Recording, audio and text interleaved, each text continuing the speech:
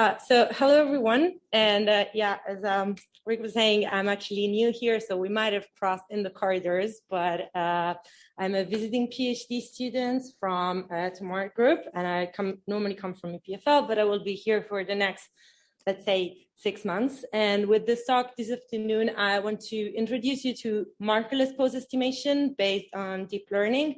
And so I will give you a broad overview of the approach and some examples.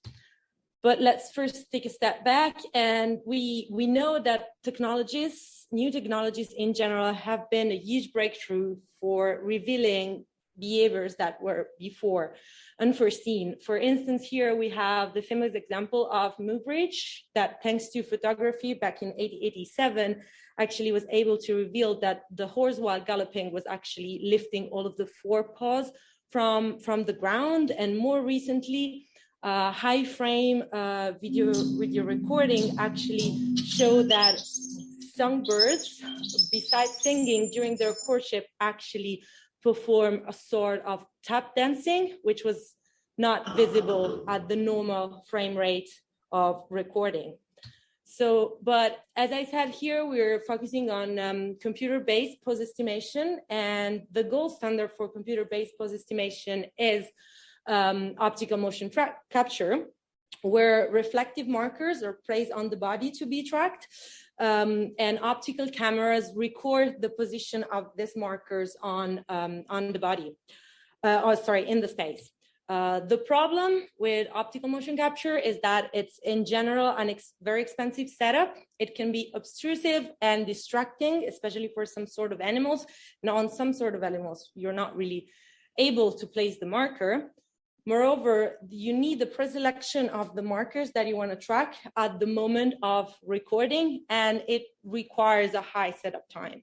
So there are alternatives that are emerging, which we can define as markerless pose estimation based on video recordings. There are several approaches that could consider skeleton-based model, active contour models, or regression-based model. And here we're going to focus on regression-based model, and in particular on those models that use deep features, because these are actually the feature used in the best algorithms that are to date available for motion tracking.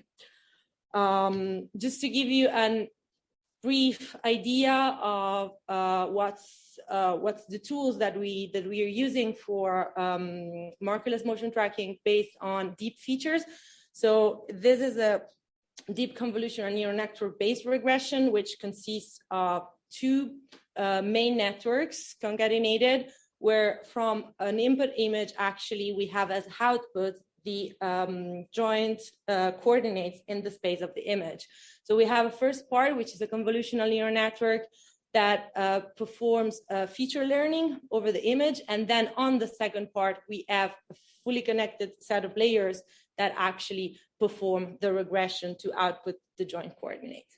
So in general, you can imagine that this is quite of a, let's say, hot topic. And indeed, Google is actually one of the main stakeholders. And recently, MediaPipe was released, and MediaPipe, it's a framework which actually offers open source and closed platform machine learning solutions for live streaming and media in general. So again, MediaPipe is a general framework. You could use your own model within MediaPipe, but the solutions that I'm showing here and that they provide actually could be deployed with few lines of code on computers, smartphones, tablets, and they could work both with previous recording, but even with online streaming. I will now focus only on the hands solutions for Google MediaPipe. So for the tracking of hands. So here you see in the other side, sorry. You see in the bottom, this is the same structure that I showed you before as a general architecture for markerless pose estimation. But actually what Google does first is to consider a single shot detector to detect the palm, which is an easier structure in the image to be detected. And then the image is cropped and fed to the convolutional network, which actually outputs 21 predefined landmarks of the hand, both in screen and in real world scale coordinates, as well as the handedness probability. Now, as I was saying before, actually it takes to get this, it takes really max 20 lines of code. And it's pretty impressive how good it tracks in real time. This was real-time tracking. I was just recording my screen. And as you've seen also, it's able to detect despite obstructions. And this is because the model was trained in Google with a huge amount of images as training data set, with different kind of data set, both in wild, in-house, but even synthetic data set created ad hoc. So I was focusing on the hand solutions because this is actually what we need for our research. So tracking the subjects of the hands of the subjects while performing different behavioral tasks. And so basically what we did here and what I'm showing here is a brief comparison between the markerless approach and the previous approach that was used in the lab. So using a data glove, and in particular the Cyberglove systems. What you see at the top is a theoretical choreography that it was followed by the subjects while either while being recorded or while wearing the data glove. As you can see here, might not be very clear, but the markerless actually has comparable performances compared to the Cyberglove, and especially in the case of the thumb flexion actually outperforms. Of course, you see there are differences compared to the theoretical angles, and this is because it was an actual human being performing the choreography compared to the angles defined by the video. So to summarize, just until now, we've seen that in general, deep learning could actually simplify pose estimation, but it actually requires an extensive training and a huge amount of data. So in the case you just need a standard application, Google MediaPipe actually is great and offers a very ready to use and robust solutions. But often we do have scenarios in which we need different and more specific kind of tracking.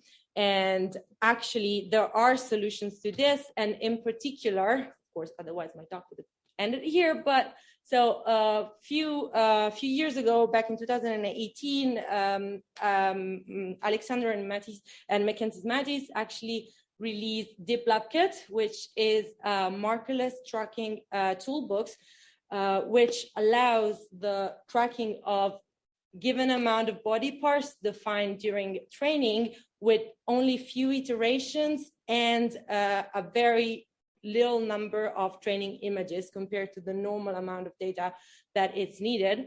And this is possible because DeepLabKit actually leverages on transfer learning, and which means that the neural network that it's used is a network that was pre-trained on a very large amount of data coming from the ImageNet dataset. And then here we are only starting from the weights of the network that the network already had.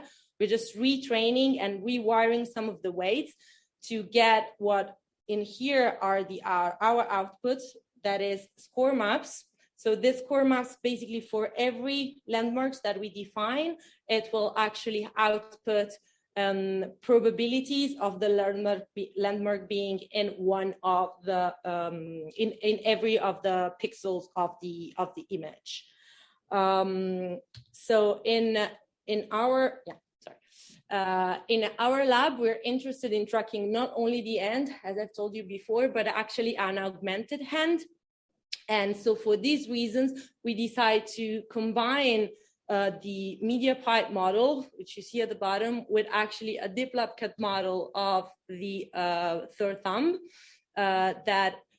which meant that we only had to train for the third thumb, while we're actually able to leverage on Google MediaPipe for the tracking of the natural hand.